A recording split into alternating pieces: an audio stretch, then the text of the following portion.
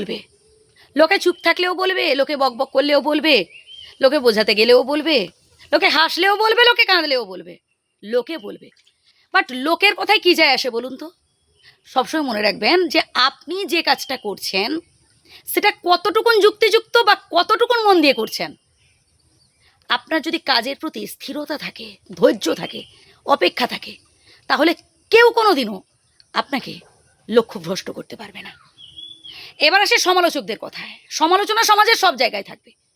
সে যত আপনি ভালো ভালো কাজ করবেন দেখবেন লোকে তত বেশি আপনাকে নিয়ে পড়ে আছে।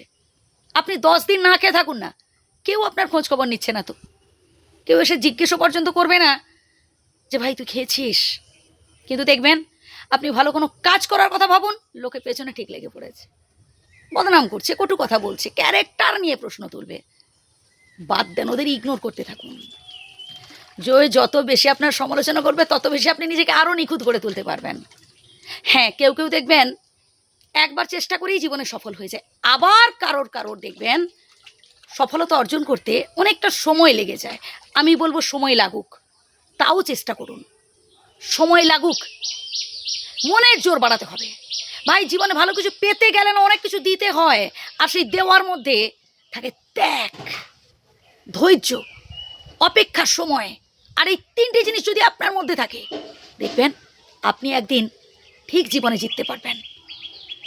তাই প্লিজ উঠে পড়ে দাঁড়ান, মনের জোর বাড়ান।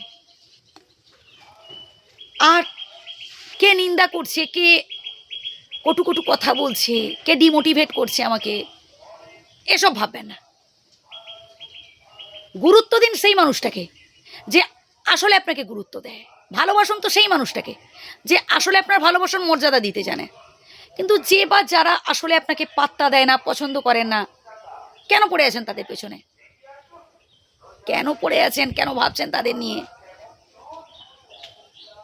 স্বপ্নগুলোকে বাস্তবায়িত করার জন্য ভাই আপনাকে কঠোর পরিশ্রম করতে হবে, পরিকল্পনা মাফিক কাজ করতে হবে। কাজ তো সবাই করে, গাধাও করে, ঘোড়াও করে। আমাদের ঘোড়ার মতো হয়ে উঠতে হবে। একবার না পারিলে বারবার আমাদের চেষ্টা করে যেতে হবে। হতাশ হলে চলবে না, টেনশন করলেও চলবে না।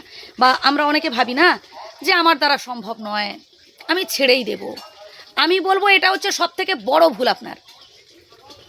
ছাড়বেন না, হাল ছাড়বেন না, শক্ত করে ধরে রাখুন, নিজেকে বোঝান যে হ্যাঁ আমি পারবো, আমি জীবনে সফল হবই। তবেই দেখবেন অবশেষে আপনি একটা সময় ঠিক মাথা তুলে দাঁড়াতে পেরেছেন। তাই প্রত্যেকের কাছে আমার একটাই অনুরোধ, জীবনে সফল হন, স্ট্রাগল করুন, কঠোর পরিশ্রম করুন, জীবনে জিতে দেখান।